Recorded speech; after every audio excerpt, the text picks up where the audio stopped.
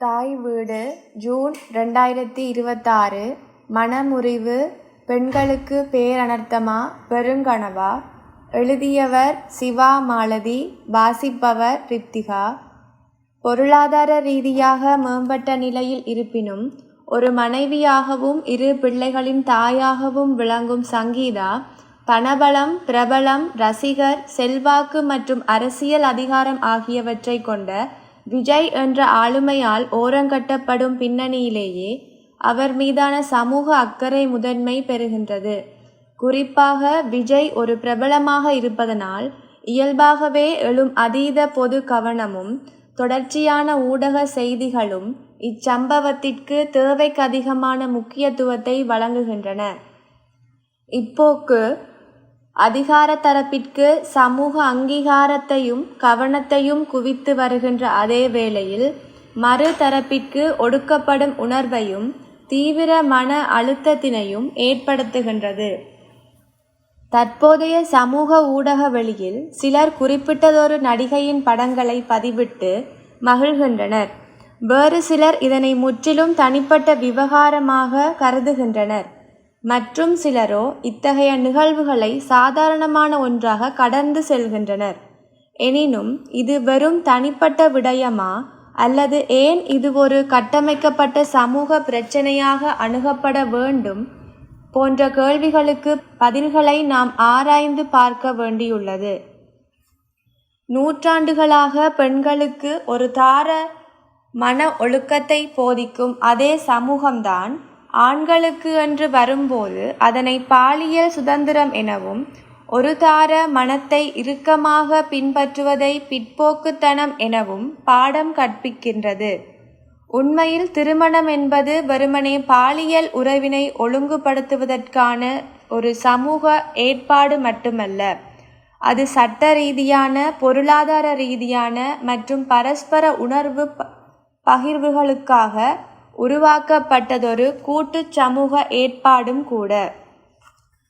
அதற்குள் பெண் சுரண்டப்படுபவளாக, தனக்கென ஓர் சுய அடையாளத்தை இழந்தவளாக, தாயாகவும் மனைவியாகவும் மட்டுமே அறியப்படுபவளாக மாற்றப்படுகின்றாள்.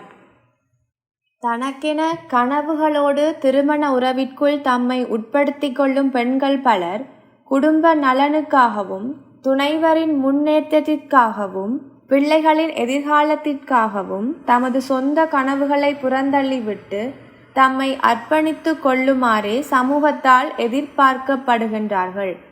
தமது கனவுகளை கைவிடுவதென்பது துயரிலும் துயரை ஏற்படுத்தினாலும் பல பெண்கள் கணவனுக்காகவும் பிள்ளைகளுக்காகவும் தமது சொந்த கனவுகளை தியாகம் செய்வதன் மூலம் அல்லது காலந்தாழ்த்துவதன் மூலம் குடும்ப நலனையே முதன்மைப்படுத்துகின்றார்கள்.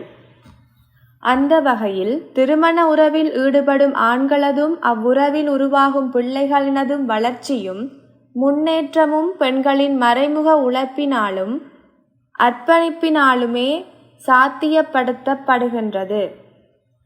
திருமணம் ஆயிரங்காலத்து பயிர் என கூறி அதற்காக பெண்கள் தம்மை அர்ப்பணிக்க வேண்டும் என்றே சமூகம் எதிர்பார்க்கின்றது. இவ்வாறு திருமண உறவிற்காக தமது உழைப்பையும் காலத்தையும் அர்ப்பணித்து கொண்டார்களோ அந்த உறவும் இனிமேல் இல்லை எனும்போது திருமண முறிவு ஆண்களுக்கு பெண்களுக்கு ஏற்படுத்தும் இந்த வெறுமையையோ ஏமாற்றத்தையோ கால இழப்பையோ கனவுகளை கைவிட வேண்டிய கட்டாயத்தையோ ஏற்படுத்தி இருக்கின்றதா என சிந்தித்திருக்கின்றோமா? இன்று பல பெண்கள் கல்வியிலும் பொருளாதாரத்திலும் முன்னேறி தன்னிறைவு பெற்றவர்களாக இருக்கின்ற போதும் இன்றும் அவர்களது வெற்றி என்பது திருமண வாழ்க்கையினையும் பிள்ளை பேற்றினையும் மையப்படுத்தியே அளவிடப்படுகின்றது. இவை பெண்களுக்கென ஆணாதிக்க சமூகத்தினால் விதிக்கப்படுகின்ற நியமங்களாக இருந்து வருகின்றன. இவ்வாறிருக்க இன்றும் பல பெண்கள் கல்வியிலும் தொழிலிலும் சிறந்து விளங்கினாலும் குடும்ப பராமரிப்பு, பிள்ளை பேறும் பிள்ளை பராமரிப்பும் போன்ற பல காரணங்களுக்காக தமது தொழிலை விட்டு வீட்டு பராமரிப்பில் ஈடுபட வேண்டிய நிலையிலே உள்ளனர். அல்லது இவை இரண்டையுமே தமது தோளில் சுமக்க வேண்டிய கட்டாயத்தில் உள்ளனர். இத்தகைய சமூக சூழலில் திருமண உறவுக்கும் பிள்ளை பராமரிப்பிற்கும் என சமூக எதிர்பார்ப்புகளுக்கமைய தம்மை ஈடுபடுத்தி கொண்ட பெண்களுக்கு மனமுறிவு எத்தகையதாக அமைகின்றது? இத்தகைய மனமுறிவுகளை சாதாரணமான அல்லது பரஸ்பர மனமுறிவுகளாக கொள்ள முடியுமா? மனமுறிவுகள் பரஸ்பரம் சமமான தாக்கங்களை உறவில் இருந்தவர்களுக்கு ஏற்படுத்துகின்றதா என்பவற்றினை நாம் ஆராய வேண்டியிருக்கிறது. ஒரு உறவு முறிவது என்பது இயல்பானது. ஆனால் ஒரு ஆணுக்கு உறவினை இலகுவாக முறித்து கொள்ள முடிகிற இந்த சமூகத்தில் பெண்ணுக்கு அந்த உரிமை மறுக்கப்படும் நிலையிலேயே ஆணுக்கு வழங்கப்படும் இந்த சலுகையினையும் தனியுரிமையினையும் சுட்டிக்காட்டவும் கேள்விக்குட்படுத்தவும் வேண்டியிருக்கின்றது. குறிப்பாக மிகையான பிரபலமும் ரசிகர் பலமும் செல்வாக்கும் தற்போது இவை எல்லாவற்றிற்கும் மேலதிகமாக அரசியல் பலமும் பெற்றிருக்கின்ற ஒருவரின் வாழ்வில் இருந்தும் இல்லாமல் இருக்கின்ற பெண் பற்றிய அக்கறை, மனசாட்சியுள்ள பெண் விடுதலை பற்றி சிந்தித்திருக்கின்ற, சமூக நீதி பற்றி சிந்திக்கின்ற எவருக்கும் இருப்பதில் ஆச்சரியப்படுவதற்கு எதுவும் இல்லை. ஆண்கள் தொழிலிலும் தமது வளர்ச்சியிலும் கவனத்தினை குவிக்கின்ற காலப்பகுதியில் அவர்களுடன் வாழ்க்கையை பகிர்ந்து கொள்ளும் பெண்கள் பெரும்பாலும் பிள்ளை பேற்றிற்கு தயார்படுத்தப்படுகின்றனர். ஆண்கள் சமூக அங்கீகாரத்துடன் மேலெழுகின்ற அதே வேளை இந்த உறவிலிருக்கும் பெண்களுக்கு தமக்கென்ற அடையாளம் காணாமலாக்கப்பட்டு மனைவி மற்றும் தாயெனும் உறவுசார் அடையாளங்கள் வலிமையாக கட்டியெழுப்பப்படுகின்றன. ஆண்கள் தமது பெயராலும் அவர்களுடன் உறவிலிருக்கும் பெண்கள் அவர்களின் மனைவியாராகவும் மட்டுமே பரவலாக அறியப்படுகின்றனர். சமூகத்தின் ஒவ்வொரு அடுக்குகளிலும் இவ்வாறு இருந்தும் இல்லாமலாக்கப்படும் பெண்களை பற்றி பேசுவதற்கான ஒரு தருணமாகவே இது அமைகின்றது.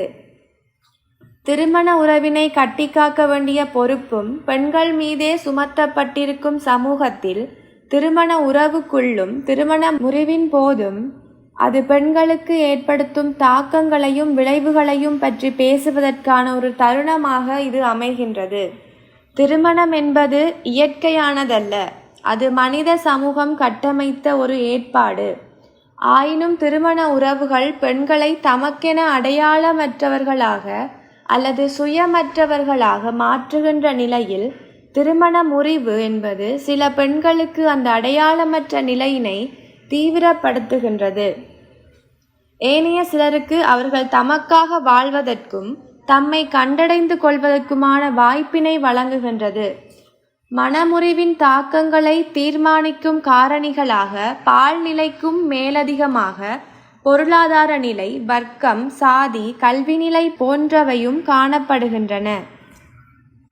குடும்ப நலனை முதன்மையாக கொண்டு வாழ்வதற்கு எதிர்பார்க்கப்படும் பெண்கள் பெரும்பாலும் ஊதியமற்ற பராமரிப்பு பணிகளில் தமது உழைப்பினையும் காலத்தினையும் செலவு செய்வதனால் அவர்கள் பொருளாதார ரீதியாக தங்கி வாழும் நிலை ஏற்படுகின்றது. பொருளாதார ரீதியான அணுகும் தன்மையும் கட்டுப்பாடும் பெரும்பாலும் ஆண்களிடமே இருக்கும் நிலையில் உறவு முறிவென்பது மனரீதியான தாக்கத்திற்கும் மேலதிகமாக பொருளாதார ரீதியான நலிவுற்ற நிலைக்கும் உட்படுத்துகின்றது. பெண்களை நலிவுற்றவர்களாக மாற்றுகின்ற திருமணம் எனும் இந்த சமூக செயன்முறையினையும் அசத்துவமற்ற சமூக கட்டமைப்பினையுமே நாம் கேள்விக்குட்படுத்த முயற்சிக்கின்றோம். இந்த அசமத்துவமான அநீதியான சமூக சூழ்நிலையிலேயே சங்கீதாவின் நிலை குறித்த எமது அக்கறை வெளிப்படுகின்றது. சங்கீதா மட்டுமே இத்தகைய சமூக அசமத்துவங்களால் பாதிக்கப்படுவதில்லை. உண்மையிலேயே சமூக, பொருளாதார, வர்க்க, சாதிய ஒடுக்குமுறைகள் திருமண உறவிற்குள்ளும் அவை உடையும் போது பெண்களை நலிவுறச் செய்து அவர்களுக்கு ஏற்படும் பாதிப்புகளை தீவிரப்படுத்துகின்றன. இத்தகைய சம்பவங்கள் சமூகத்தில் உறவுகள் தொடர்பில் நிலவும் அசமத்துவமான சிந்தனைகளையும் திருமண உறவில் பெண்களது நிலையினையும் திருமண முறிவின் போது சமூகம் அவர்களை நோக்கும் தன்மையினையும் எமக்கு வெளிப்படுத்துகின்றன. குழந்தை பெற்றுக்கொள்வதென்பது அவரவர் விருப்பமாயினும் சமூகம் அந்த தெரிவினை திருமணம் செய்யும் பல பெண்களுக்கு வழங்குவதில்லை. பிள்ளை பேர் என்பது ஒரு பெண்ணின் உடலிலும் வாழ்க்கையிலும் மீள முடியாத பல மாற்றங்களை ஏற்படுத்துகின்றது. இந்த மாற்றம் சமூக மீளுற்பத்திக்கு அவசியமானதாக இருப்பினும் இத்தகைய மாற்றங்களுக்குட்பட்ட பெண்ணுடலுக்கான பெறுமதி என்பது குறைத்து மதிக்கப்படும் ஆணாதிக்க சமூகத்திலேயே நாம் வாழ்கின்றோம். ஆணுக்கு இந்த நிலை இல்லை. அவர்கள் ஒரு உறவிற்குள் எத்தகைய பிரச்சனைகளையும் முரண்பாடுகளையும் எதிர்கொண்டாலும் விலகும்போது அவர்களால் புதியதோர் வாழ்க்கையினை எந்த ஒரு பாரிய சமூக எதிர்வினைகளுமின்றி அமைத்து கொள்ள முடிகின்றது. அதுபோல பெரும்பாலான சந்தர்ப்பங்களில் அவர்கள் திருமண உறவிற்குள் வரும்போது இருந்த உடற்பாங்குடனேயே அந்த உறவிலிருந்து வெளியேற முடிகின்றது. பிள்ளை பெற்ற ஆணுக்குரிய சமூக மதிப்பு என்பது பிள்ளை பெற்ற பெண்ணுக்குரிய சமூக மதிப்பிலிருந்து பாரியளவு வேறுபட்டதாகவே இருக்கின்றது. இந்த அசமத்துவத்தை நிகழ்த்தும் சமூகம் திருமண உறவு முறிந்த நிலையில் பெண்களை 2 விதமாக அணுகுகின்றது. ஒன்று, உறவு பிரிந்தால் இருவருக்கும் ஒரே மாதிரியான தாக்கமே ஏற்படுமென கருதி கொள்ளுதல். 2வது, அவர்களை கழிவிரக்கத்துடன் அணுகுதல். இந்த 2 முறைகளுமே சமூக நீதி சமத்துவ கண்ணோட்டங்களை கொண்டிருப்பதில்லை. இந்த கழிவிரக்கம் பெண்களை கட்டி எழுப்புவதற்கு பதிலாக அவர்களை சிதைக்கும் தன்மை உடையதாக அமைகின்றது.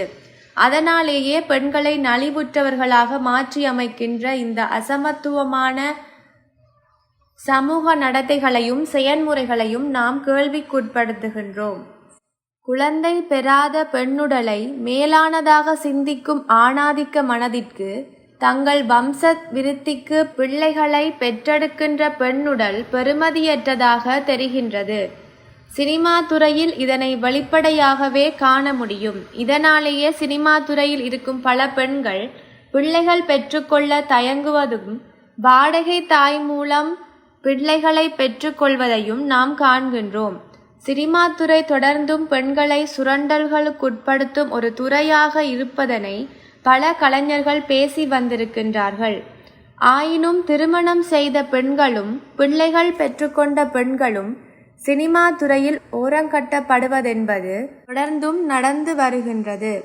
இன்று நடிகைகளை அழகி தேவதை என வாய்க்கூசாமல் புகழும் ஆண்களை பார்க்கும்போது அந்த அழகை பெற்றுக்கொள்வதற்கும் பேணுவதற்குமான பெண்களின் பயணம் தெரிந்து கொள்வதற்கு அவசியமானதாகப்படுவதில்லை.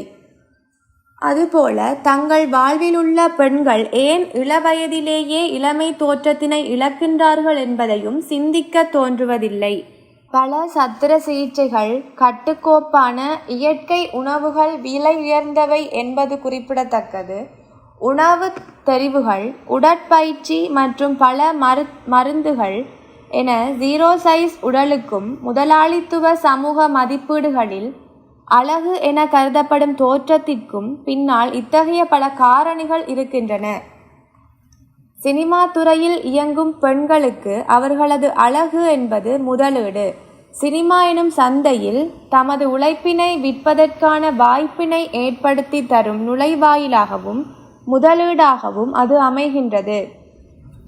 அதுபோல அந்த முதலீடு பலதரப்பட்ட நலன்களை வழங்குகின்ற போதும் அவை ஏற்படுத்தும் அழகு குறித்த பிம்பம் இயல்பானதாகவும் இயற்கையானதாகவும் சமூக நியமமாகவும் சினிமாவிலும் விளம்பரங்களிலும் ஊடகங்களிலும் எடுத்து காட்டப்படும் போது பெண்கள் இயல்பாக இருக்க முடியாத நிலைக்கு தள்ளப்படுவதுடன் தாமும் அழகிற்கான முதலாளித்துவத்தின் தரநிலைகளை உள்வாங்கிக் கொள்வதுடன் அதனை அடைந்து கொள்வதற்கான சமூக அழுத்தமும் அவர்களுக்கு கொடுக்கப்படுகின்றது. தமது வாழ்விலுள்ள ஆண்கள் எங்கோ இருக்கும் நடிகையினை அழகு எனும்போது அன்றாடம் வீட்டு பணிகளிலும் உழலும் பெண்களுக்கு அது தாழ்வு சிக்கலை மேலும் அதிகப்படுத்துகின்றது. உறவுக்குள் வெறுப்பினையும் விரிசலையும் ஏற்படுத்துவதற்கும் இவை சில சமயங்களில் காரணமாக அமைகின்றன.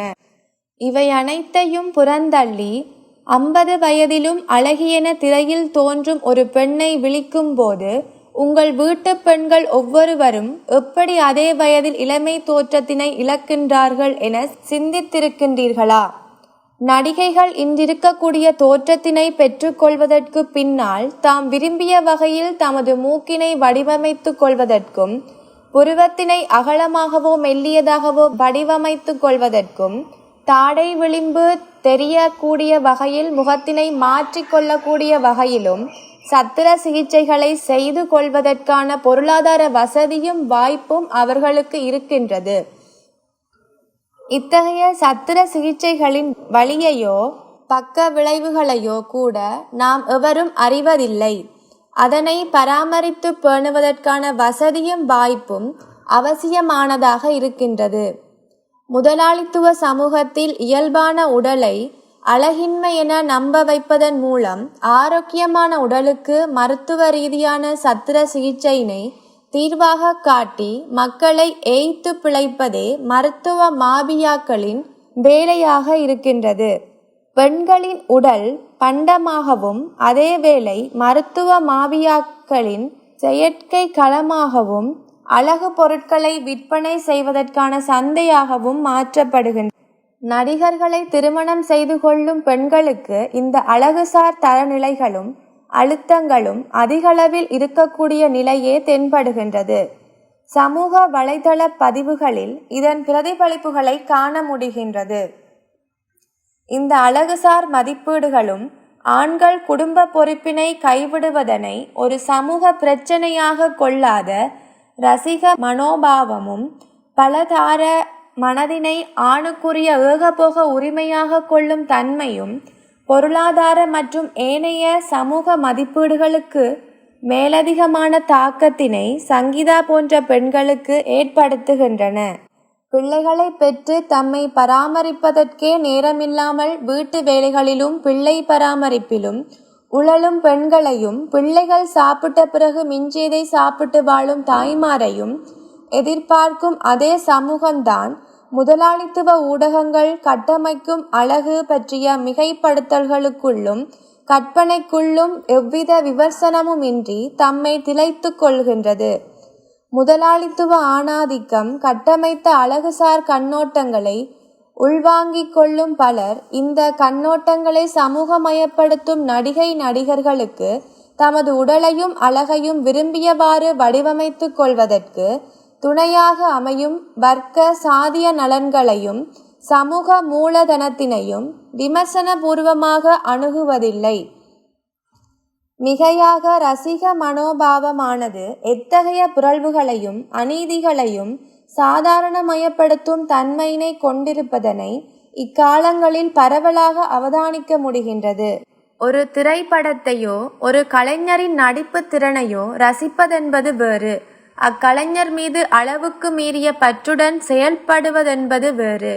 குறிப்பாக வளர்ந்து வரும் இளைய சமூக திரையுலகத்தையும் ஊடக பிரசுரங்களையும் மட்டுமல்லாது தமது வாழ்வின் ஒவ்வொரு அம்சத்திலும் விமர்சன கண்ணோட்டத்துடன் அணுகுவதற்கான திறனை வளர்த்து கொள்ள வேண்டும். மாறாக கண்மூடித்தனமான நம்பிக்கைகள், குறிப்பாக ரசிக மனோபாவத்தினால் விளையும் தீராத பற்று போன்றவை சமத்துவம், சமூக நீதி, அறம் எமது சமூகத்தினை வழிநடத்துவதற்கான அடிப்படை விழுமியங்களிலிருந்து விலகி எதையும் சாதாரணமயப்படுத்தும், எதையும் நியாயப்படுத்தும் நிலையை அடைவதானது ஆபத்து மிக்கதாகும். குறிப்பாக ஒரு சம்பவத்தினை சமூக நீதி கண்ணோட்டத்தில் அணுகாமல் அதில் சம்பந்தப்பட்ட நபர் சார்ந்து அணுகும்போது அது பக்கச்சார்பானதாகவும் இரட்டை நிலைப்பாடுடையதாகவும் அமைகின்றது. அந்த வகையிலே விஜய் மற்றும் சங்கீதாவின் உறவு முறிவு அணுகப்பட்டமையானது பல பெண்களுக்கும் பெண்ணிலைவாதிகளுக்கும் அதிருப்தினை ஏற்படுத்துகின்றது. பெண்கள் பாரபட்சமாக நடத்தப்படுகின்ற சமூக கட்டமைப்பில் ஒரு உறவு முறிவு ஏற்படும் போது அதில் சம்பந்தப்பட்ட பெண்களே குற்றம் சாட்டப்படுகின்றனர். ஆனால் எவ்வித பொறுப்பு கூறலும் இன்றி ஆண்கள் மற்றுமொரு உறவை நோக்கி நகர்வதற்கு முடிகின்றது. ரசிக மனோபாவம் அதனை பார்த்து பெருமையடைகின்றது. இந்த நிலை மாற வேண்டும். பொறுப்பு கூறல்கள் ஏதுமின்றி குடும்பத்தினை கைவிடுவதற்கு ஆணுக்கு இருக்கும் சலுகைகளும் தனியுரிமைகளும் கேள்விக்குட்படுத்த வேண்டியவை. அந்த வகையில் சமத்துவமான உலகம் என்பது கண்ணுக்கு தெரியக்கூடிய தூரத்தில் இல்லை. நன்றி.